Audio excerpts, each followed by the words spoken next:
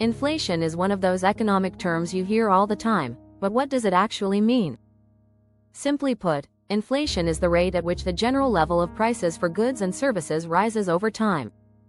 When inflation happens, each unit of currency buys fewer goods and services.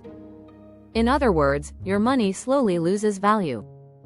For example, if you could buy a loaf of bread for $1 last year, and now it costs $1.10, that's 10% inflation. There are three main types of inflation. Demand pull inflation. This happens when demand for goods and services increases faster than supply. Think of it as too much money chasing too few goods. Cost push inflation. This occurs when the cost to produce goods goes up, and businesses pass that cost to consumers.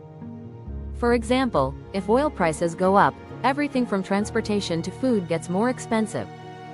Built-in inflation, also called wage price inflation. As workers ask for higher wages to keep up with rising prices, businesses increase their prices to cover those higher wages, and the cycle continues. Now, a little inflation is actually normal and even healthy.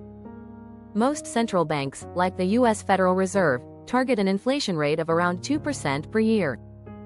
That means the economy is growing, but not too quickly. But when inflation gets out of control, say 10%, 20%, or more, it can be a big problem. It eats into your savings, makes everyday things more expensive, and can lead to economic instability. This is called hyperinflation, and it's happened in countries like Zimbabwe and Venezuela. On the other hand, deflation, when prices go down, can also be a problem.